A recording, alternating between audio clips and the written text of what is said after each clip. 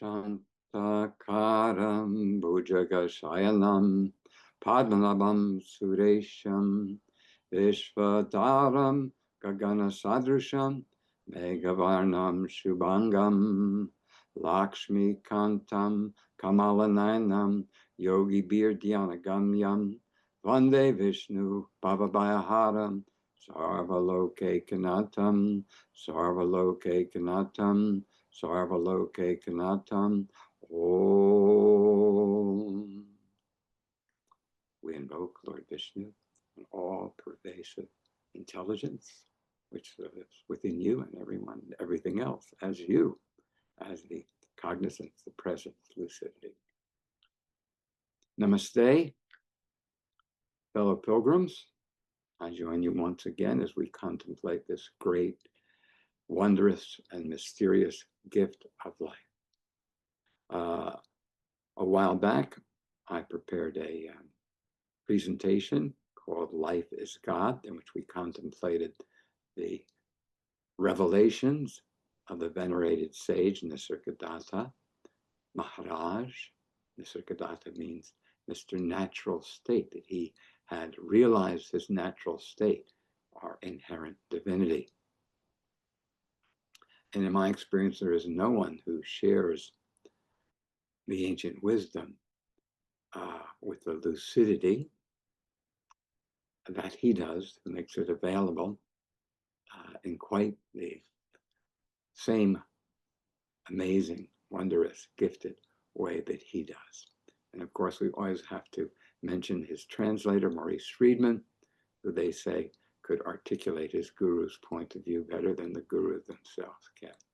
So we pay homage to the great sage Maurice Friedman and to his guru, Nisargadatta Maharaj, as we contemplate this liberating wisdom. Now, in India is unique in all the world and all the wisdom of the world, because in India we have a vital, living tradition which connects us with untold millennium and connects us with the ancient wisdom, passed on from realized being to passionate disciple, much as we are today, that you have a passionate desire to comprehend this liberating wisdom, to evolve your consciousness and lift you out of your ignorance into the knowledge of your inherent divinity. And I laud your passion, and I'm grateful to be able, I hope, to support you in your journey to liberation. So it's important to understand that the Vedas, the crown jewel of the wisdom of ancient India, that the Ved means to know. And the Vedas aren't books of knowledge with information. The Vedas are a body of realization. Ved means to see, to realize, to cognize, to get. Aha, I got it. And here we're talking about the ultimate realization, the realization that lifts you out of the ignorance of your total identification with this vulnerable ego and this problematic ego mind, and takes you beyond this into the knowledge of your inherent divinity and the constant communion with that state of lucidity and with the light of self-realization. So we're talking about the evolution of your consciousness, and we're talking about a tradition of contemplation, and you're joining in this contemplation as we look at these images and talk about these thinkers and their contribution to our understanding of our inherent divinity, what sages of the East traditionally call yourself. And let's talk about why they call it yourself. So we're in a series of presentations called Life is God #2. Life is God #1 is where we go through the work of sage Nisargadatta Maharaj, and we contemplate numerous aphorisms which point out that life itself is God, that any concept that we have of God and the effigy we have of God pales in comparison to life itself. And we take a point of view which invites us to treat the life force as God, to understand that prana, life force, is Shakti. That life is one, and for contemplation, we have many, many stories in which we break up our experience of life in different ways and make up these different stories of trying to understand the oneness. So sometimes we talk about life as Shiva, and Shiva means auspicious, and it points to this incredible ecstasy of this moment of awareness, this moment of consciousness. And the thing about Shiva is Shiva and Shakti, life, transcendental life, and eminent life are one, that the source and nature as the self-sacrifice of the source, nature as the body of God are one. But for purposes of our understanding, we we separate the transcendental and the eminent, just like your body and the Shakti that keeps your body alive are one.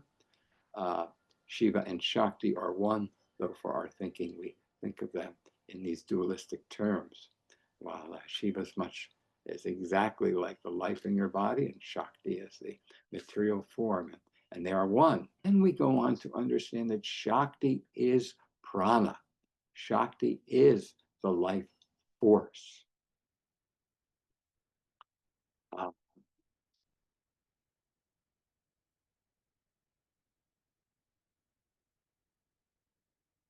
In the Bhagavad Gita, chapter 13, the avatar, the Purna avatar, the full descent of divinity into form, into human form, Sri Krishna unveils a profound distinction between the body, the field, and the soul, guiding seekers to realize the eternal self beyond physical identity as cognizance, the self-organizing intelligence that is the definitive characteristic of life. Self-organizing intelligence that is the definitive characteristic of life.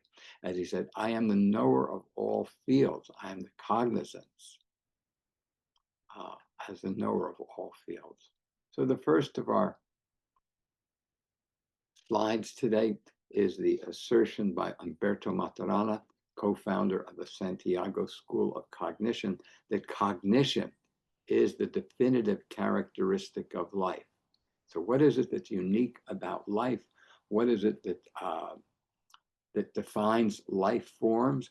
Life forms are cognizance, cognizant, that life forms have the ability to what he calls self-create, that they have ability to create and maintain and recreate themselves. The cognition is not merely a product of neural activity, but is intrinsic to all living systems. Sentience and cognition are fundamental to life itself.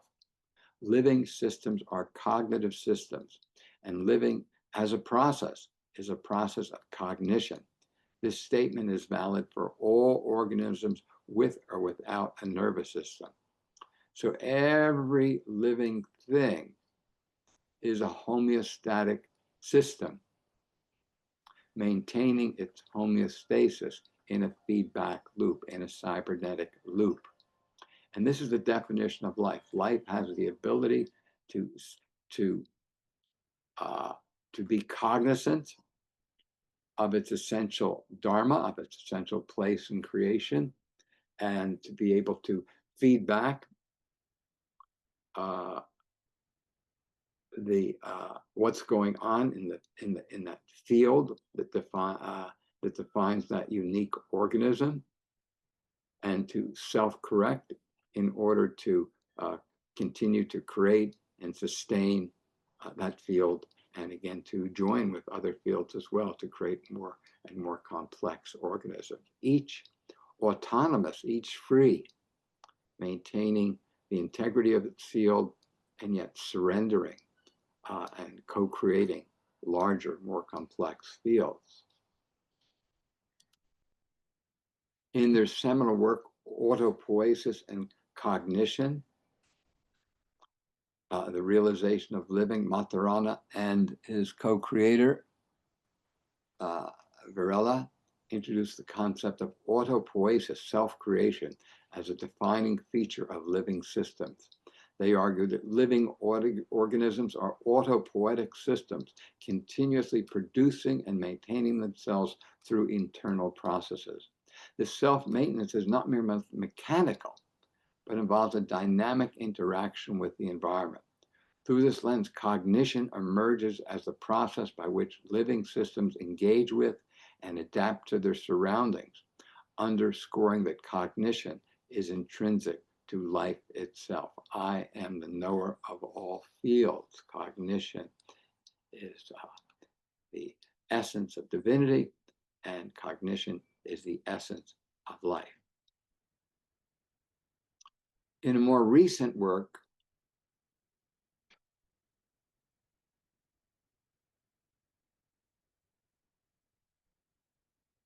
The Sentient Cell, the Cellular Foundations of Consciousness,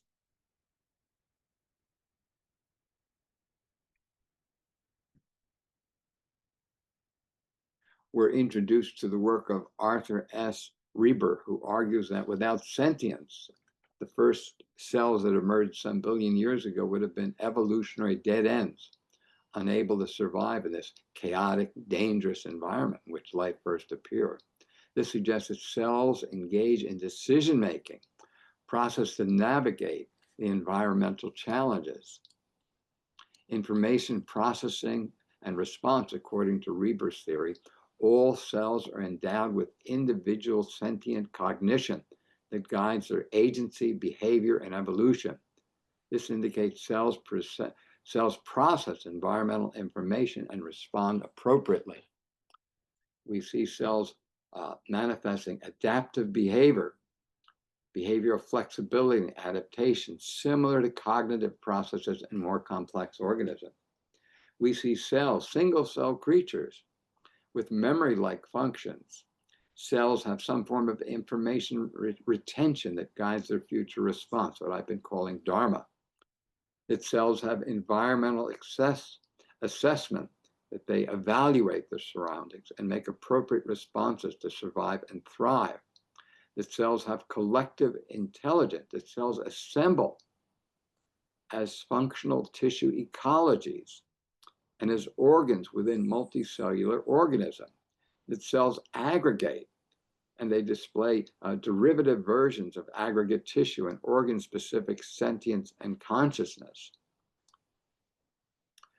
Reber's central thesis that cellular sentience serves as the primary source of biological order and evolution, suggesting that we recognize as cognitive processes in complex organisms have their roots in fundamental cellular operations that have been present since the very beginning of life about 4 billion years ago. So the same lucidity that you use to maintain the homeostasis of your life, to self-correct in your journey, is the same lucidity, the same cognizance, the same presence, the same defined self that we find in the cell.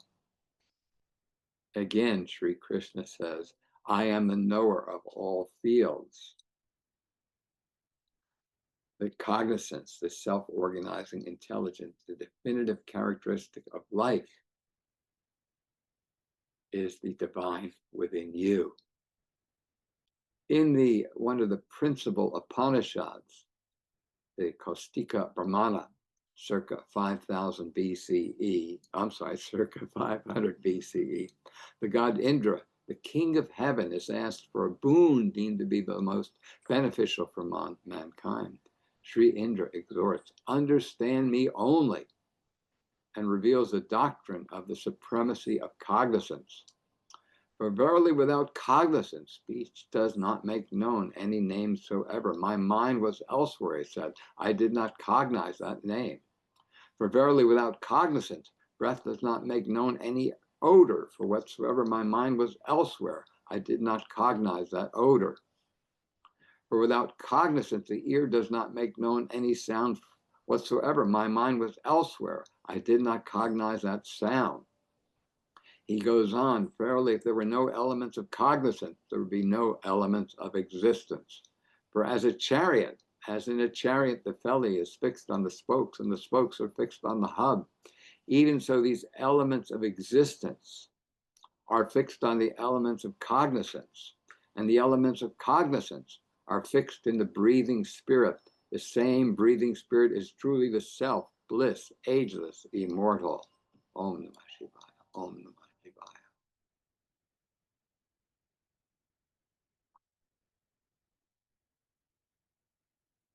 So in the ancient wisdom, we're witnessing a realization of the unity and divinity of all life.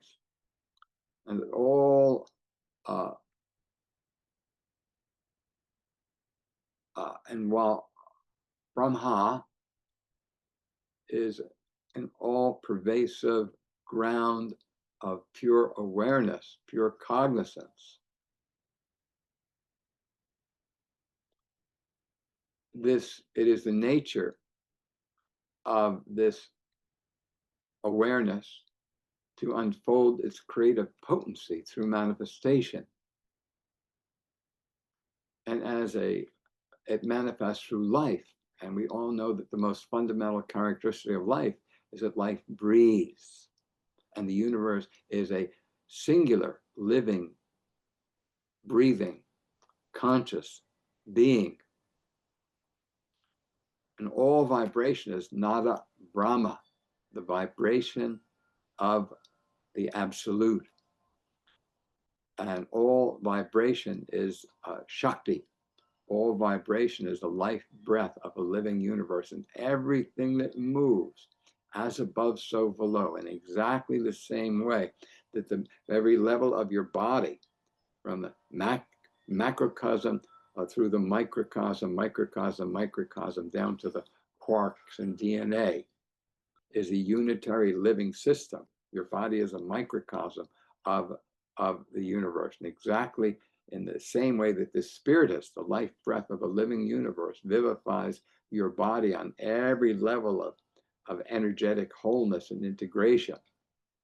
This same life breath is the life breath of a living universe, and from infinite galaxies to solar systems to planetary systems to the life breath. It's right here, spiritus, the Latin word for the life breath, that spirals down to give life to every dimension in this holarchy, this hierarchy of wholeness, where everything that exists is a microcosm. As the poet Rumi says, you are not a wave in the ocean, you are an ocean in the wave. One of the things that we can come to understand is the ancient wisdom offers us an image, an understanding, a realization of a holographic universe. Now I have to qualify this to say in a holograph, each image becomes a little fuzzier.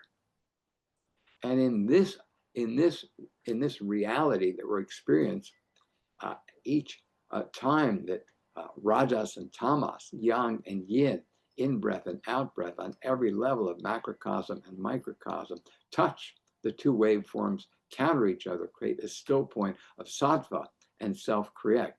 So in every dimension of yang and yin, the life breath of a living universe, from the smallest nanoparticle to infinite galaxies, there are these still points of sattva where the two waveforms, rajas, the expanding fiery breath of a living universe, and tamas, the contracting feminine breath of a living universe. At each point that rajas and tamas touch, there is a still point of sattva, which is one with the source and self-correct. So that in this holograph that we call life, it's much more perfect than the holograph that we contemplate here in our physical plane.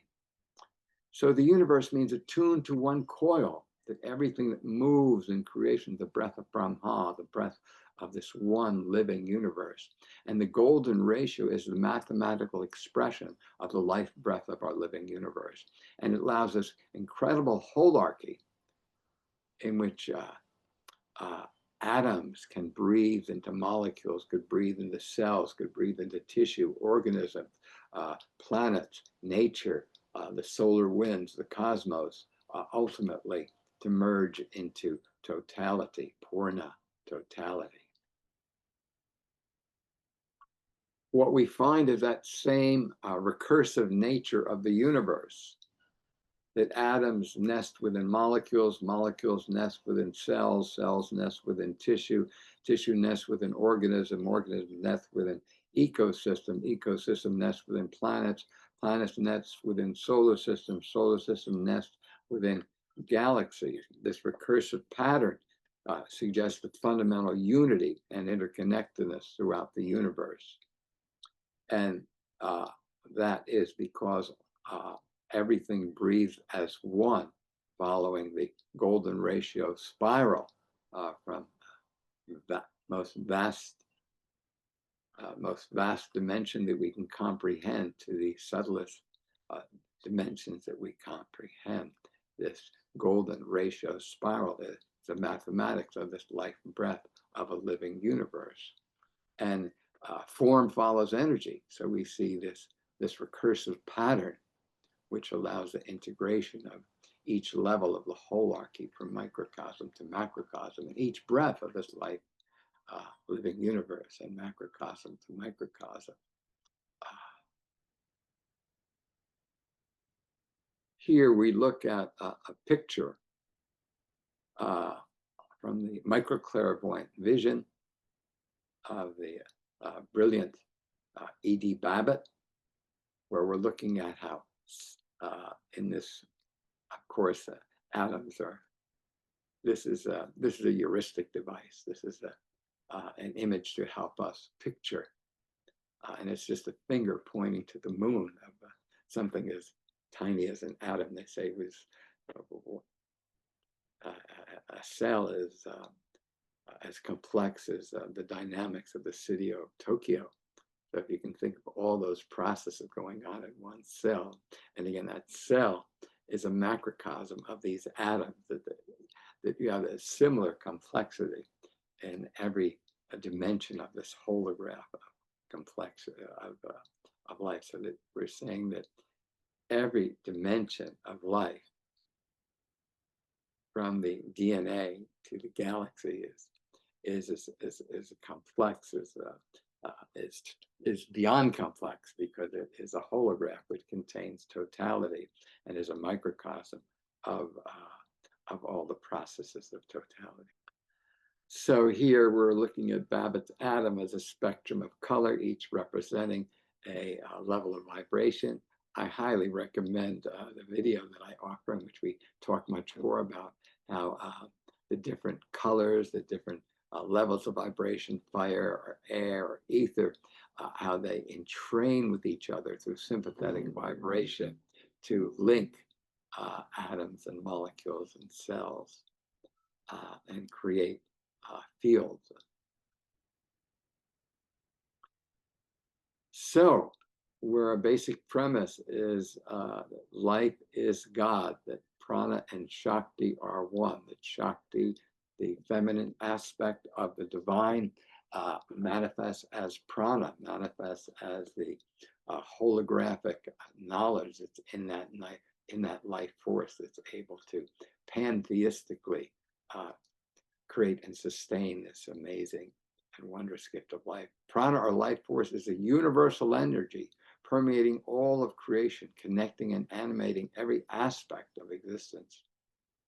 Now we can personify this as Shakti, the feminine aspect of creation, often depicted alongside Shiva. So here we're looking at a Shiva who is masculine and feminine in an inseparable duality of Shiva and Shakti, two halves of a whole, transcendent and eminent are one. Constantly, and the emphasizes the cybernetic mechanism of this life force, moving from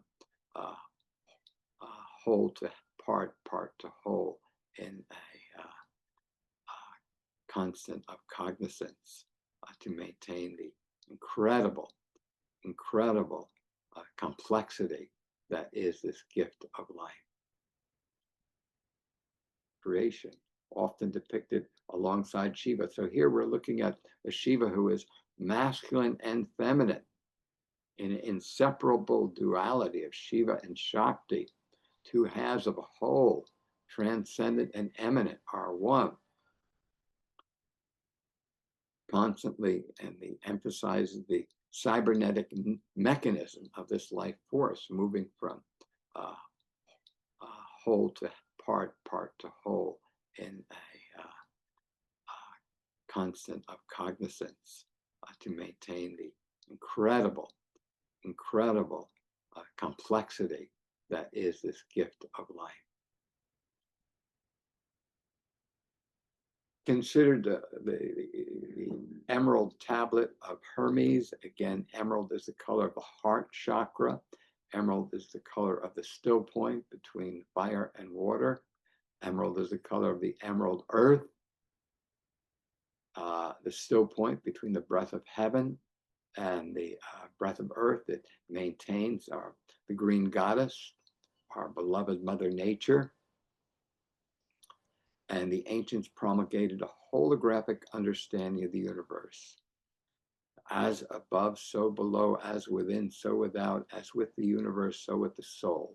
Again, that you're not just a drop in the ocean, you are the ocean in the drop. As above, so below. As within, so without. As with the universe, so with the soul. That you are a microcosm of whatever this gift of life has within it. Now, your body is a musical instrument played by this breath of life.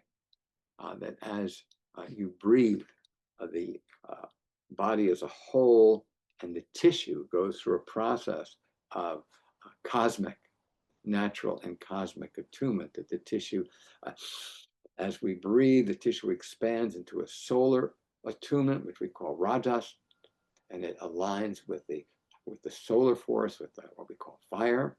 And as we inspiration and then expiration, the atoms, molecules, cells, tissue, organs, microcosm, macrocosm, every level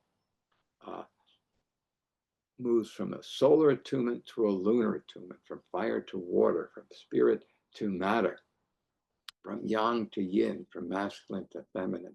That in each moment, the body is played by the breath of life and played through the elemental harmonics of nature, traditionally called ether, air, fire, water, earth. Ether, omniscience, which allows the integration of totality in an omnipresence of awareness, and omniscient, omnipresent awareness, which we call ether, which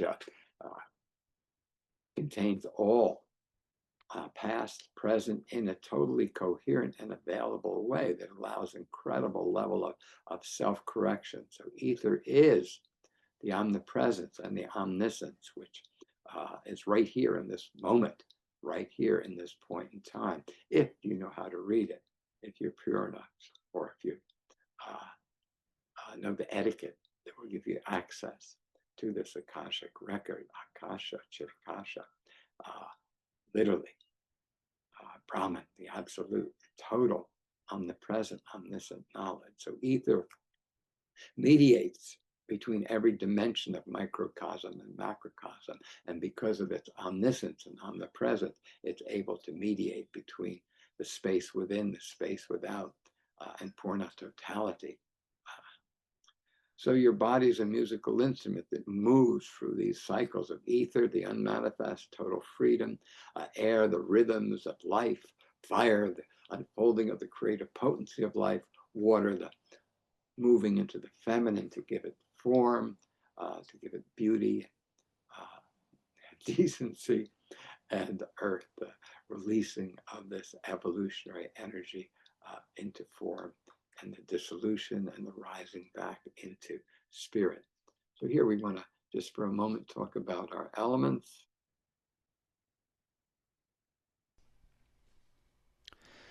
The Latin word for breath is spiritus. It comes from the same roots as our word spiral. It is spiritus that plays the instrument of nature. All of nature is alive. All of nature is breathing. As we breathe, the tissue of our bodies is stretched by the act of breathing in a cycle of attunement to nature and the cosmos. On cellular and molecular levels, the tissues stretches to modulate its musical pitch. As we breathe in, there is a lengthening of the tissue to the keynote of resonance that cross-culturally and transhistorically the ancients called the air element. Thus, through attunement to the keynote air, life force stepped down from the subtle universal elements into embodiment. Then in quantum fashion, the inhalation ballooned the tissue into the radiant keynote of the creative potency of the solar fire element. Next in the cycle of breath is a still point where inner and outer forces come into balance as the earth element. Then, as the diaphragm descends, the tissue contracts into resonance with the lunar keynote of the water element. Nature is a fabric of ultrasonic resonance, attuned to the keynotes of earth, solidity, water, the fluid medium for life force, fire, the functioning of creative intelligence, air, the feedback process, which is the essence of intelligence, and ether, which modulates sacred space between the subtle, universal elements of the cosmos and the material elements of nature. All of nature is vibrating in a life-giving state of praise, attuned to the voice of the goddess Saraswati, singing the holy word, singing the music of creation. And understand cognizance as the definitive characteristic of life, and understand that whatever there is in this creation, you are a microcosm of that. So we're basic premise is divinity. There is an intelligence within everyone and everything, the knower of all fields. And this cognizance is what we would traditionally call God. And that the quintessence of life is this cognizance. This cognizance allows for the homeostatic processes that define the autopoiesis, the self-correction, the self-creation, the self-maintenance of life forms.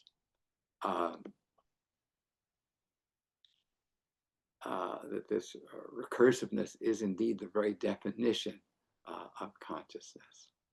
So I hope this helps you in your journey to realize that the realization of God is simpler than you ever imagined, that God exists as life force, and that God exists as this cognizance, this intelligence, this lucidity, which is the same lucidity that's hopefully helping you to understand me, and the same lucidity which is the root of your realizations of the unity and divinity of all life.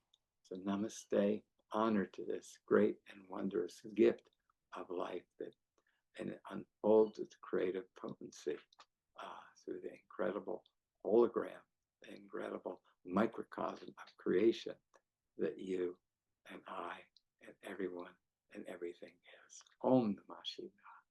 Om Namah Shivaya. Hara Hara Mahadev. Om Namah Shivaya. Hara Hara. Thank you for your focus.